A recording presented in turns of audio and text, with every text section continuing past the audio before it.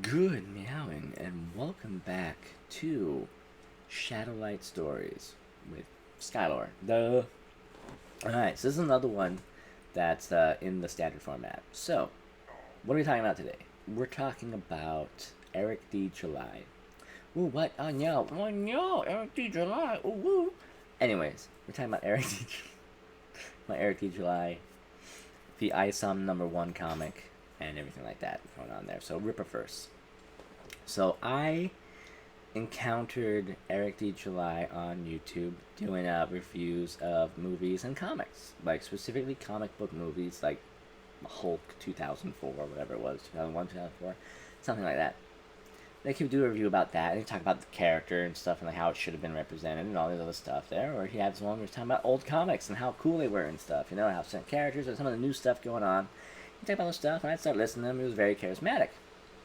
An old YouTube channel, so there's plenty of content for me to listen to, and not just on that subject. Like, there was a hella old videos, going way back, apparently all the way to his high school days when he was like doing like, football and stuff like that. They're things I didn't care about, so I didn't bother with those, but they were there. He had his old stuff, and he's a person who's a very specific way. He hasn't changed very much over the years, except for becoming, more affirmed and become more affirmed and believing in himself more and actually acting on the things he's talking about.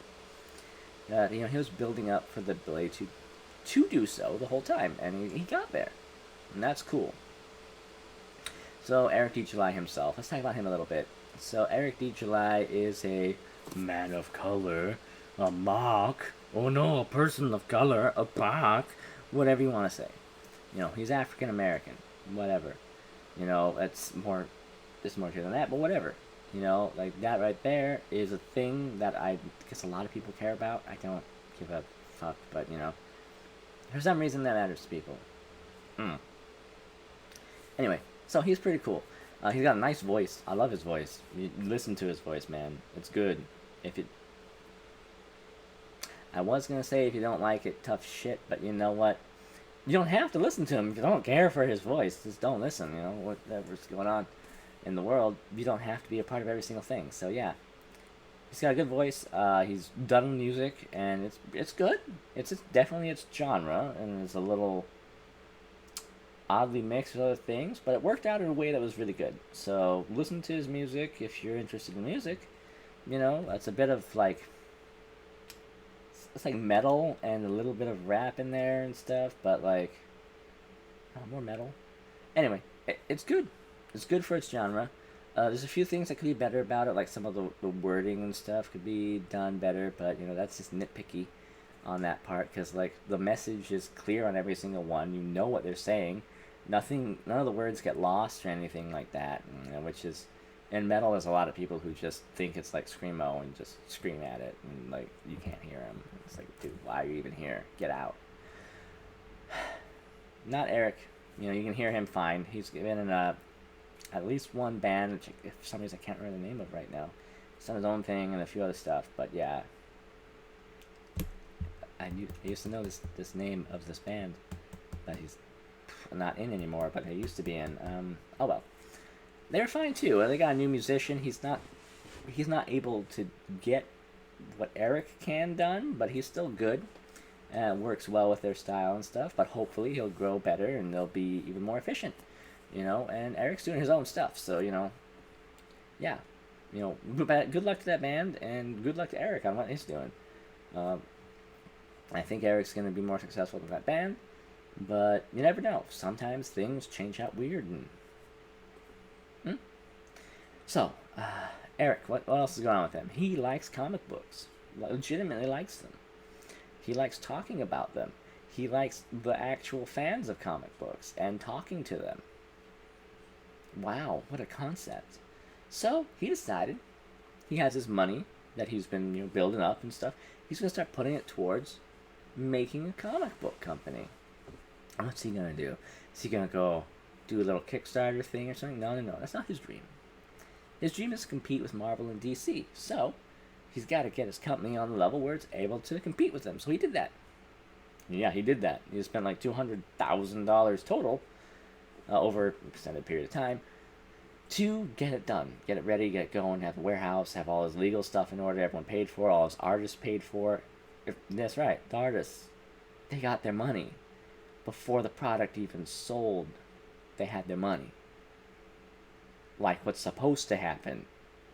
DC, freaking Marvel, so many other people running Kickstarters, you haven't paid your artists, but they've done the art for you. That's not okay. If you haven't paid them, don't have them do the work yet. It's that simple. You know? It's really that simple. Get paid for the work you do, not get paid, maybe, do the work and then maybe get paid. That's not alright. So Eric made sure everyone got paid. They're paid. Wow. Paid well. Paid their actual market value. What is market value and whatnot? That's what your shit is worth.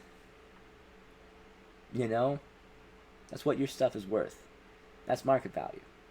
What does DC and Marvel pay? Not market value. No. If they pay you practically dog shit. You have people who work for Marvel and DC we have the classic comment based off of it. It's like, oh yeah, my cat food. I'm eating my cat food. Everything's great. I love my life. I've always wanted to be an artist on this level. You shouldn't be eating your cat's food. That should not be what's happening. But it is. And that's a problem. And that's not happening with EricDJuly's company. No. His artists are paid before the product comes out, and hopefully the product will be good. Because he paid them what they should be paid. Like, you guys are at the top of your game, you know, doing this crazy art that's big name, instant recognition. Well, I'm paying you appropriately for that. You know, what that's actually worth. What I think that will translate to in sales. You know, wow. You know, what a concept. Like, the concept that even McDonald's understands. And goes like, the work isn't really worth shit, so you don't get much money. You get a little tiny bit and whatnot. But you're okay with that, right? Because you know it's dog shit. And they're like, yeah, it's dog shit, so, you know, whatever. Like, I honestly think you should get more for that type of work and whatnot, but the world doesn't agree it's worth that much. And honestly, I don't agree that the company and its product stuff is worth as much as it is right now. I really don't. So, meh, you know. I understand why they're not paying the people so well, because most people don't agree that the product is amazing. So there you go. If they agreed that it was fucking gold, you know, then the people working there be like, hey man, it's gold. Like, I want to be paid more because it's gold. Like, people care and respect it. You know, it's...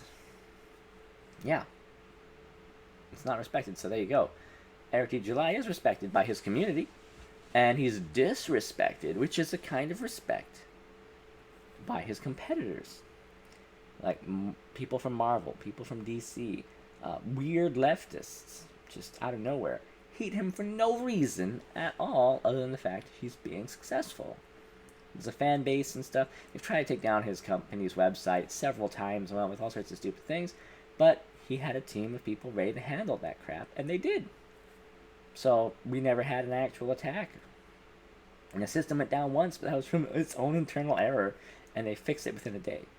So, there you go. As soon as I heard he was actually making a comic book, I went and checked out his stuff on it. It looked good. I saw him #1, and I was like, yeah, you know what? This guy knows his shit. I'm going to go get there.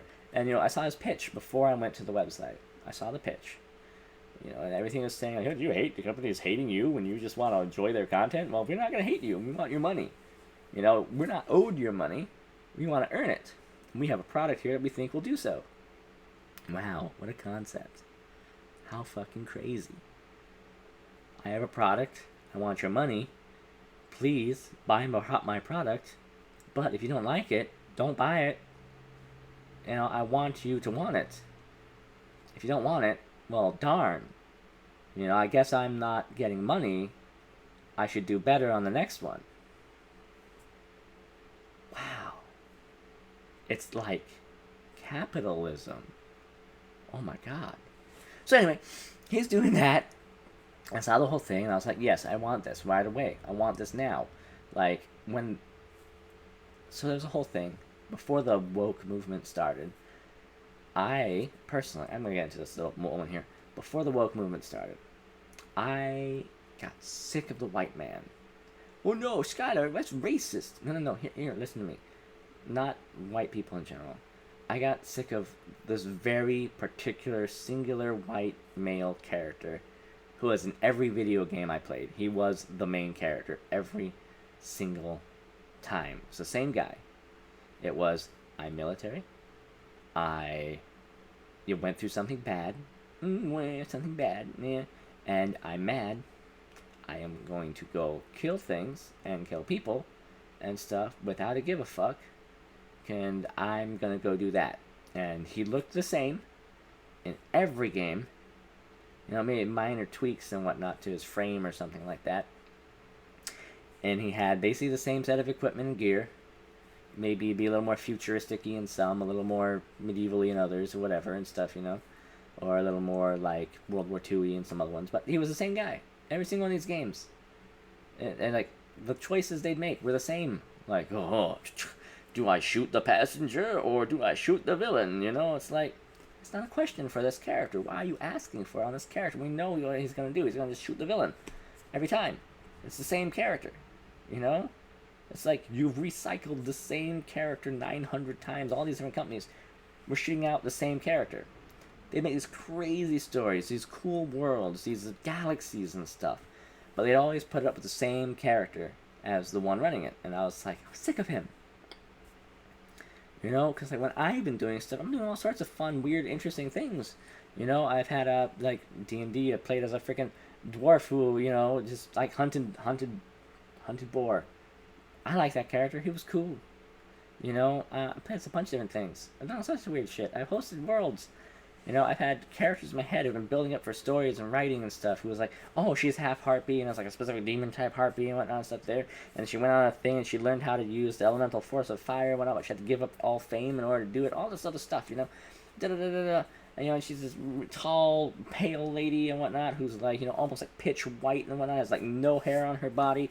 You know, has to like use lotion and stuff, or else she gets all cracky and, you know, falling apart and stuff.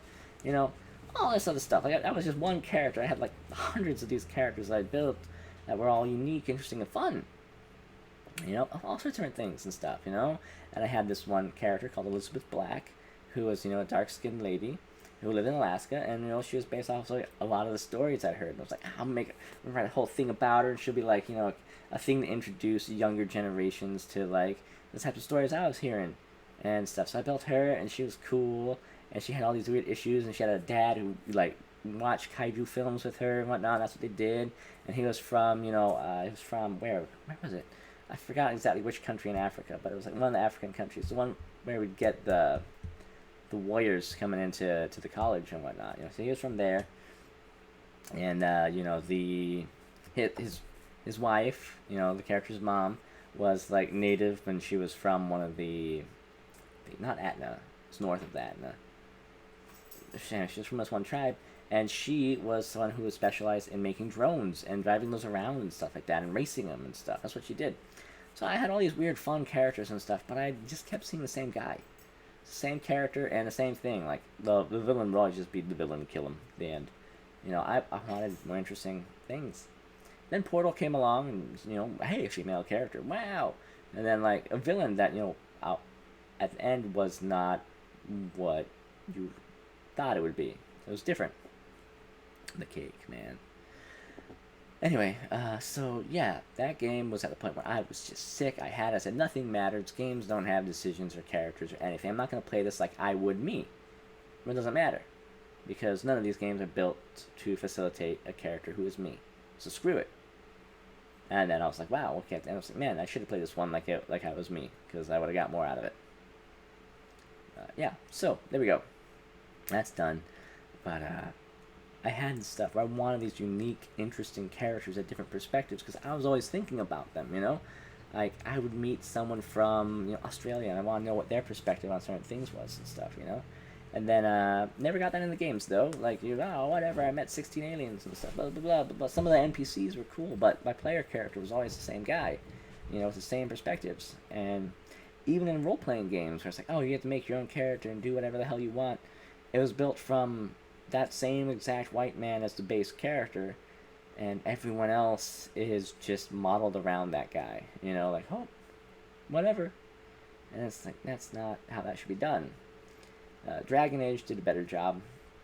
The first and second one, especially. The third one was alright, but not quite as good. But they gave you those things where it mattered where you came from, who the character was, what you chose, and that affected the world. Cool. Good job. Win. So I had this whole thing where I wanted these characters I was building. It was like, I got this black superhero built up. I got this, superhero win. I guess I got this pale one. I got this lady with, what you call it, the one where you got, like, the spots and stuff and whatnot from one color and then, like, the other color as well. You know, I had a few characters for that. I built a whole country around that concept and for this thing. I was like, oh, man, it's so cool. But the woke movement promised to get us those types of things. They'd be like, yeah, you're going to get all these crazy characters and stuff. You're going to get all of them. And you're going to get the crippled and disabled people and stuff, too. Which, hey, guess what? In Alaska, we have a lot of... Because a lot of bad shit happens there. A lot of people break their legs. A lot of people lose an arm. A lot of people are born deformed. A lot of people, suffer or get torn apart or chewed or bitten or stabbed or cut or shot or whatever the hell else. Or they get lost on a mountain, lose their fingers and whatnot, All sorts of horrible shit happens there. So there's a lot of crippled people. All sorts. Oh, you can't call them that. Disabled, whatever you want to say. There's a lot of people there like that. Mentally, physically, all out the wazoo. So I grew up with people like that, and, I did want to see them in things, I want to see a lady whose legs are broken and whatnot flying over the streets and whatnot with a jetpack or whatever, shooting laser beams out to stop an alien invasion or whatever. I want to see that. That's cool. Like, it was one of the X-Men who she had the bracer things and whatnot, because her stuff, she was out there kicking ass and taking names. I love that. I love all that. But I don't want to see Spider-Man be, oh, now you're a woman and you're crippled and you still go do Spider-Man stuff. You're swinging around doing whatever because your legs don't work, but you're all doing it. I'm like, I don't want that for Spider-Man. I want Spider-Man to be Spider-Man. And I want this new character to be whoever she was meant to be, with whatever unique, new get-up and setup, What if her name was instead, let's just go with, let's make one up on the fly. Okay, what if her name was, like, Turbo Beam. There you go, Turbo Beam. That's her name. So instead of doing the little let's do, like, she shoots like a laser beam thing that, like, connects to and tracks her to things, and repels her from stuff. So she has that, but she can also switch it to ones where it's like the slicing and stuff like that there. And then she's got like a anti-gravity backpack thing. It's almost like a jetpack, but quiet. That, allows her to, like, and it's like linked to her mind, so she can control it from there, even when she's not there. So even when she's not connected, she can still control and move it. So if she gets, like, separated from that thing in a fight and whatnot, she can still use it to go help her out and, like, knock someone else down with it and go and find her and stuff, Do that whole thing, or use it as a way to tell some other hero that she's in trouble and whatnot, and that, like, use it to lead them to where her location is and stuff, Like, the character got new possibilities just from us throwing a new name at her and then making the power set fit her name. Done. Easy. I want that character. Give me that character. I don't want Spider-Man number 875. Spider-Verse stuff and whatever is fun. It's interesting. But it's its own weird little niche thing, and the setting wasn't built to facilitate that. That's just something that's been added recently, Well, not recently, but it's a little tiny small part of the setting that became huge and expansive and took over the setting. Okay? It's like if I said, we're reading the Bible. Okay, cool, we're in the Bible. Alright, there's this part in here where it mentions this Cain guy. And now you know what? He's just, everyone in the Bible is just going to be Cain. Just everyone. Screw it. Cain God said this to Cain Bush, and said this to Cain that. It loses meaning and value that way. It's something that's already written there. don't be fucking with it like that, you know? Anyway, so that's my thing on it. And Eric promised not to futz with things like that. Like, the characters will stay the characters, the timeline will stay the same. If they blow up New Mexico in, like, issue 2, and it's like, alright, it was 2022 at 13 o'clock and whatnot, and the fucking Mexico exploded. Like, the whole country of Mexico just gone. Poof. Well, every issue that takes place canonically after that, well, they don't have Mexico anymore, because Mexico is gone. And if it takes place canonically before it, well, Mexico is there. You know? So, you know, we are in the timeline. Wow, what a concept. You know? And it's like, yeah, we're not going to do weird stuff to make this stuff obsolete. That'll be a thing that happens. It's going to stay that way. If we do have to retcon it, or do have to do something, we'll make it a deal. We'll let you know. We'll do a whole thing. Like, wow. Because he doesn't want to do it at all.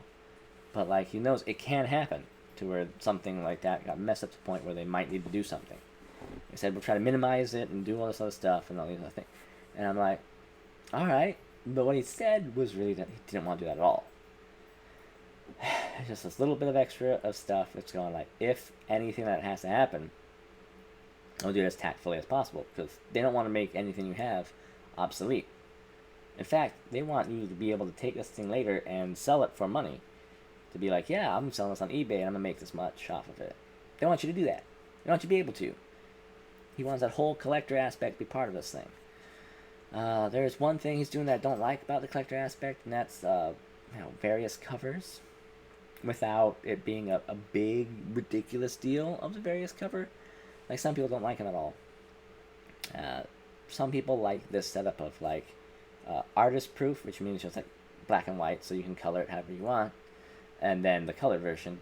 And then, you know, there's ones where people like me, what I want, if I'm going to have variant covers, I want the standard cover to be what you meant for it.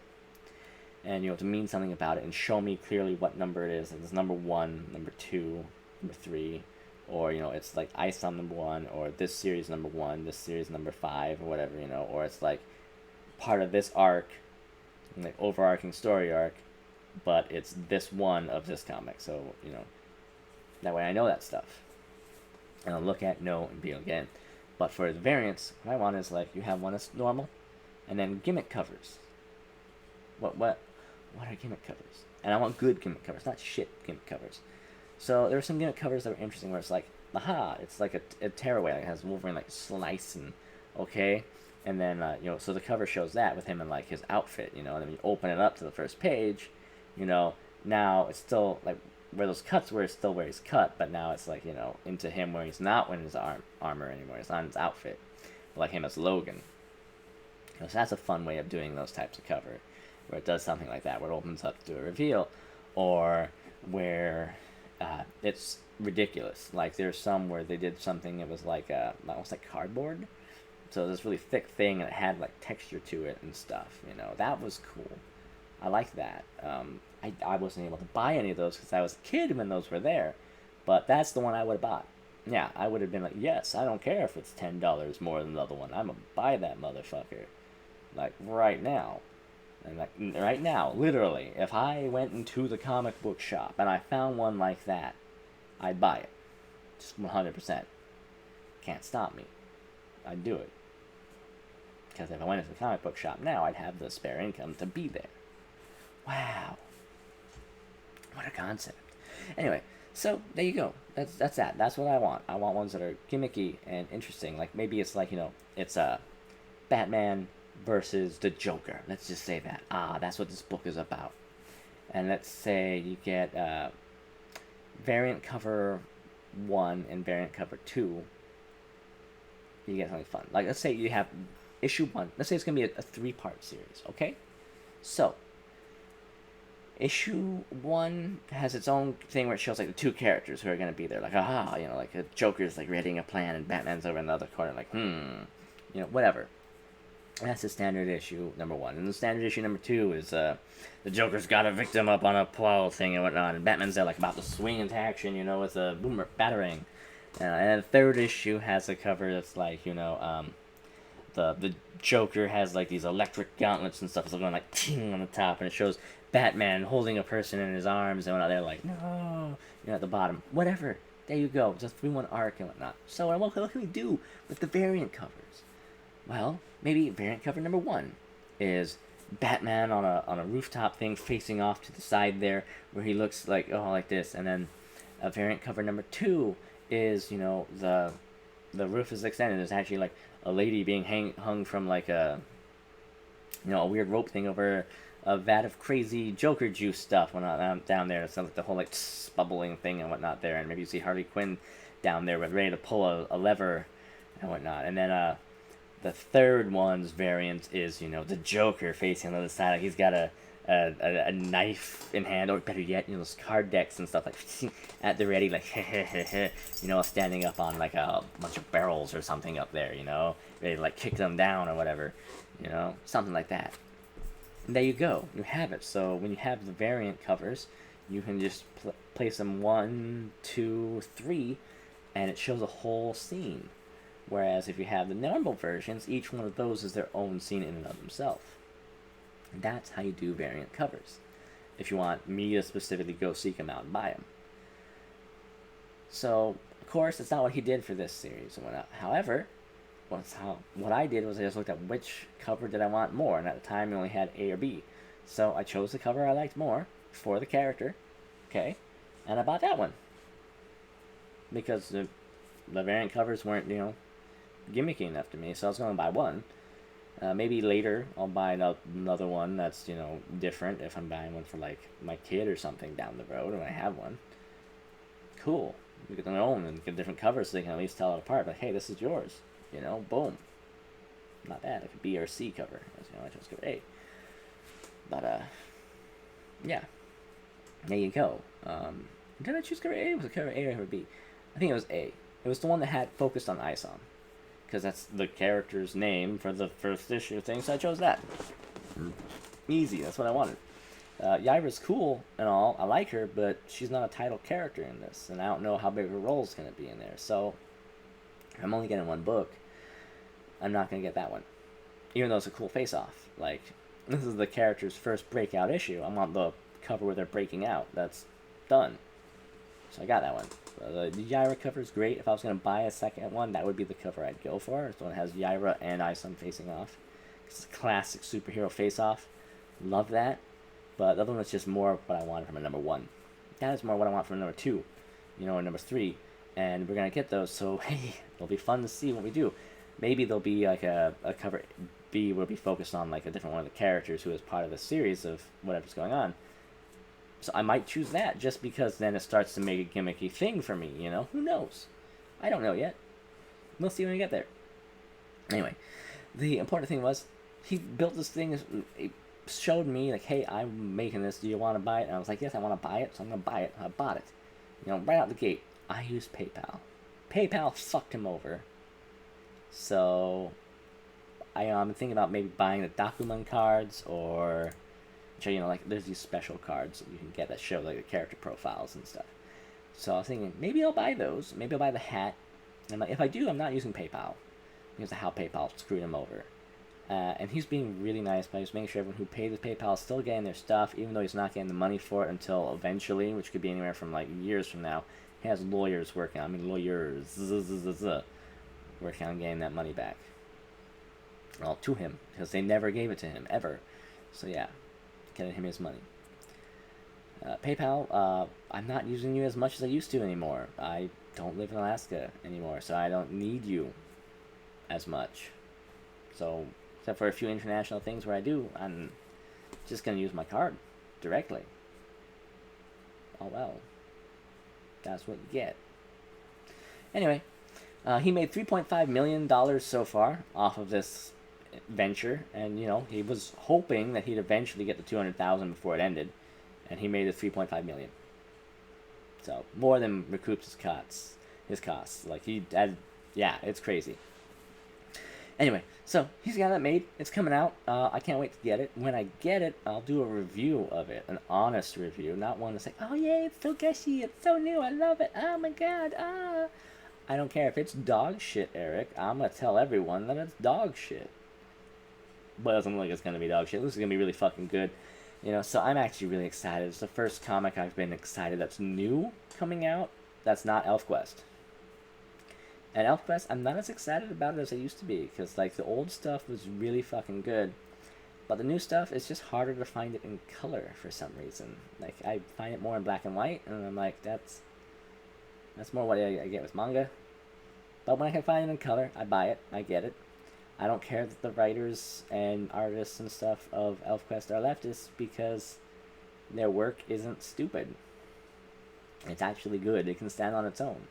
Especially old ElfQuest. Like, we had the big, like, artist size. Like, size that the artists were doing the thing on. That size book. We had those for all the old ElfQuests. Like, we had them all. And my mom bought those, and I love ElfQuest. It's good. It's really good. ElfQuest, Clan of the Cave Bear, they're amazing. I don't think ISOM's going to be on that level. I really don't. But ISOM's going to be good. And it's going to be a superhero comic. So, different genre entirely. So it's not even trying to compete on the same level as ElfQuest. It's trying to do its own thing. And I think for what it is, I already know it's going to be number one of all the superhero comics that are coming out this season. So I made more than all of them combined. So yeah, it's already going to be number one.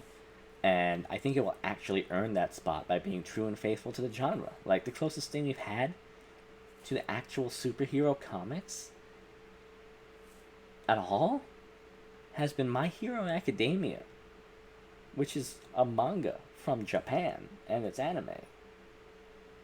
And that's true to superhero comics. It's faithful and honest about them, and to them. It's to their heart, to their core, and all the different ways about them and stuff. Everything that they meant for and stood for. So, watch it, read it, enjoy it. And get ISOM number one, if you can. There's still a few days left. If you don't get it, oh well, then whatever, you'll have to buy it post. Yay. And that's good, though. That means the aftermarket will, be doing good. You can buy into that, give some people on eBay or other more comic-focused places, because they are there. I just don't remember their names right now. Your love, and your money. Like, give them their money, boom, buy a book from them, get it, have it, enjoy it and stuff. That promotes Eric, too, because if these people buy it, they read through it, they have fun with it, and then they sell it, and they make money from doing that, then they're going to buy another one, because they know they'll get to enjoy it, and they know they'll make money off of it. So, yeah, buy it. I don't care if you buy it directly from Eric, or you buy it from someone in the aftermarket. Either way, you're going to wind up supporting Eric, because the person who bought it the first time is going to buy the next one. So buy it. Do yourself a favor. Buy it. And if you decide that you don't want to keep the comic forever, sell it in the aftermarket. There's someone out there who's going to want it. And, that's great. I love that. Maybe, if you're so inclined, get it graded. There's people who grade comics, and they have like a 1 to 10 rating system, and depending on the rating of the comic thing, it sells for more, etc. You get your rating done. Treat your books well. Get your rating done, and then sell it with its grade and stuff. There will be people who will buy it based off of the grade. Some of them might want a low grade one, so they can just read it and stuff for funsies.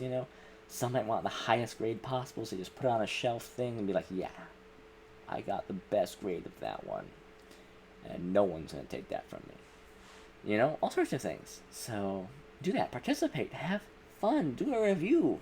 Talk about it. Whatever. So let's talk a bit about the comic we do know. So ISOM number one is always about the titular superhero, ISOM. And is ISOM or ISOM? I say ISOM because, the few South Africans I've met who've said that word, that's the way they sort of pronounce it to me.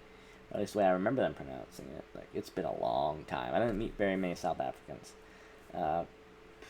And ISOM is usually said with a bunch of other things. But it could have something to do with isometrics. No, what is that? What the word I'm looking for? Oh, it has something to do with all sorts of other things. There's a lot of things it could mean. And we'll find out what it means in this comic and what it's about, what his powers are. We think he's a general blaster or, tough guy. And one or the other. Maybe a bit of both. So we'll find out, though, for sure. Yaira definitely has some sort of floaty powers and stuff. And maybe she's got pew-pew blasts of a sort. but we don't know. We'll find out. And then the other guy, is he just tough? The guy whose teeth are like, ha ha ha ha. And I'm pretty sure he's the best friend of Isam, that character there. Like, And then you have the guy who I really love the look of, the criminal mastermind who's got the shades and stuff. I really want to see him. And you got I don't know if he's Scottish or Irish, but that character is exciting too. I'm doing these right before bed, so a lot of things are escaping me and whatnot, but, I am legitimately excited for it. I know the character's name semi-regularly, and I haven't even read a book about him yet.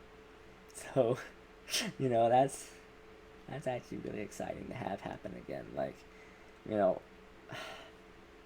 most of the comics I've been looking at are old. I'm reading a bunch of old, like, Conan comics right now. Like, because there's just nothing exciting that's new. The few things that look like they might be and stuff are just so filled of garbage that I don't even bother. Garbage. There's some people in the Comicsgate community making stuff that's good, but, they're so focused on being anti-woke that they're missing opportunities to just make good comics. And EricDJuly, with his comics, aren't focusing on being anti-woke. They're focusing on being good. On being good comics that are true and faithful to the genre. What a concept, And I am excited for that. It's going to be good. They're not going to throw themselves in a weird way where it's like, blah, blah, we gotta do this or that. We gotta show titties every other page or whatever the hell and stuff. We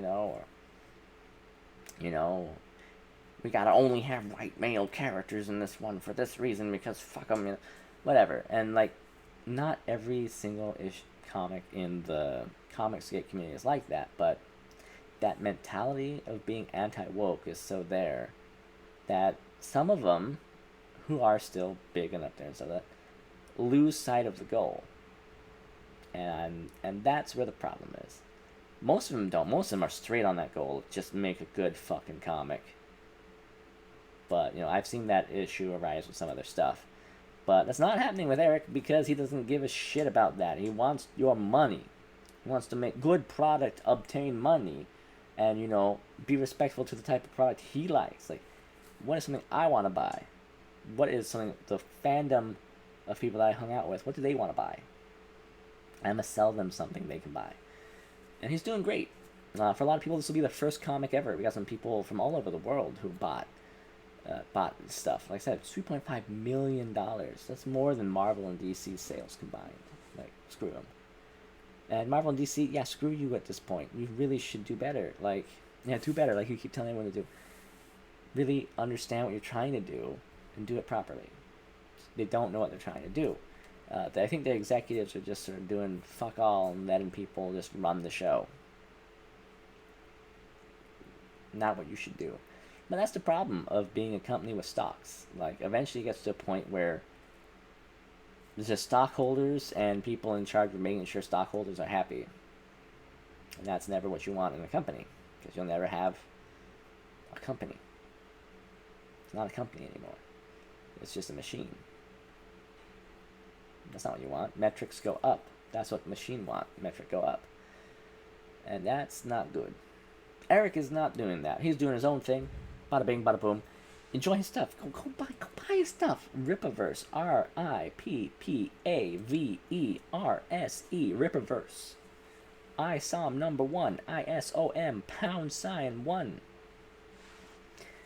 EricDJuly. Go look it up. Go YouTube. Go anywhere. Go Twitter. Find it. Go to his official website. Buy stuff from him.